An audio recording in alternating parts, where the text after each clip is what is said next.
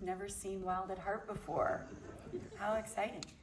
I feel blessed to be here with you in this incredible space, in this incredible theater. And how gorgeous that we all get to be together to celebrate the life and the art and the birthday of David Lynch.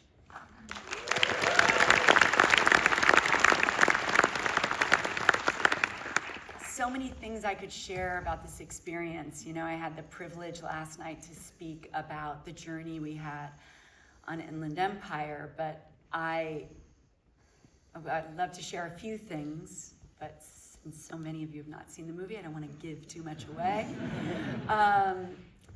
But first off, having made Blue Velvet with David 4 years previous to this,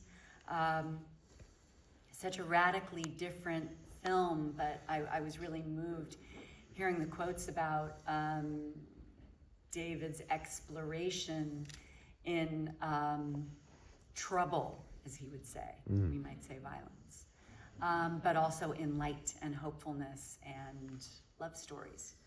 And so I felt privileged to be on those explorations and in those journeys with him. On Blue Velvet, his cinematographer was the amazing Fred Elms, and they returned to make this film together. It was an amazing experience to watch the journey alongside the incredible Nicolas Cage, who is, you know, I mean, he's Sailor. What else do you need to know? But I also want to thank one of our incredible collaborators through David's career in life and through my career in life, who is somewhere in the theater tonight, but the designer of the hair on this film and many extraordinary beloved films, Frida Aradottir, is here tonight.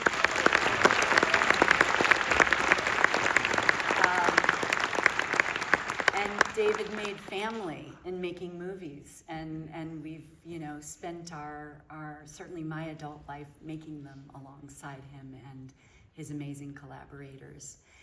And a couple more things I'll share about this journey. On Blue Velvet, we premiered the film for the first time at the Telluride Film Festival.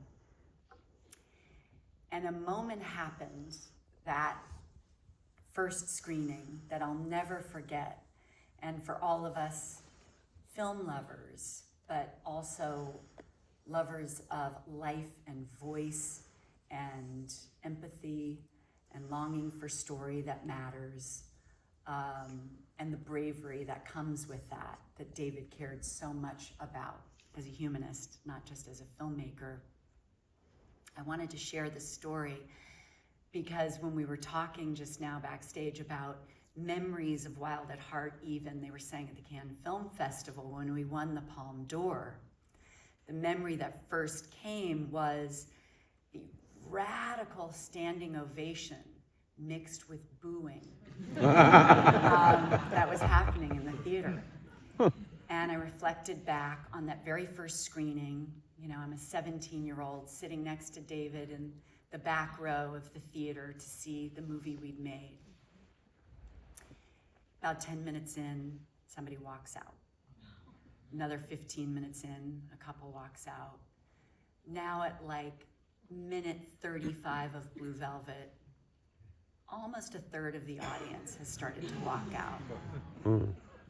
And I've been with luxury around a lot of filmmakers who care deeply about what they've made and why they made it, and having an opportunity to share it with an audience. But David was the truest and most pure artist I've ever known. He made art every day. He lived to make art. No matter what art it was, he made it and celebrated it. And he lived in listening to consciousness, to deep instinct. So at that moment, 35 minutes in, with a number of people having left and many who were staying, a gentleman passed as he walked out, and David leaned in and he took my hands and he said, Congratulations, we made them feel something. Wow. And there we were, 4 or 5 years later at the Cannes Film Festival, and yet again, he was making people feel something. And some of those very same people, famously Roger Ebert, very beautifully, who reviewed Blue Velvet with a lot of rage. And the same with Wild at Heart. And I had the privilege of being with him at the Sundance Film Festival for a tribute where he spoke about those films and said they were on his 10 favorite movie list of that century of cinema, but that it took years to catch up with what David made him feel, what David stirs within us.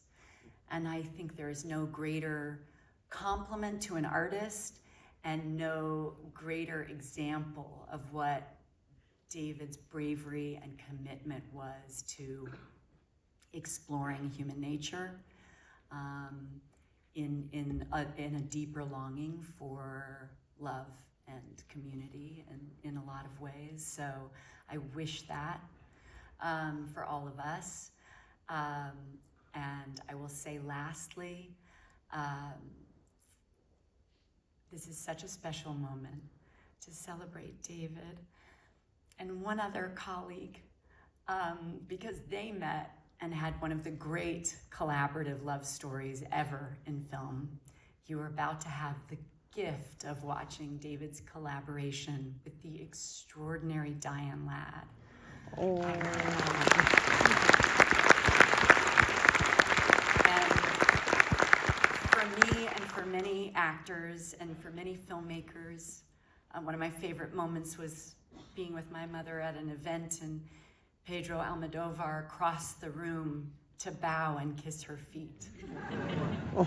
And you'll know why when you see this movie. This is like Pedro's dream character in cinema. But what my mother does in this movie, what you will see and witness in this performance, which was nominated for an Academy Award, and she won a number of awards for this performance. She and David found a match in boundarylessness, and I would only and continue to only aspire to match that kind of bold bravery, and while being off the charts radical and insane in this film, it also is always in truth, always in authenticity, which both of them taught me about and strived for in their collaboration and their separate work. It's a marvel, pardon me, to watch deep truth in an insane, radical space. And David would be the one that taught me the most about that in comedy, in trauma, in horror, in all the spaces he explored, and in sensuality and love, all of which are in Wild at Heart.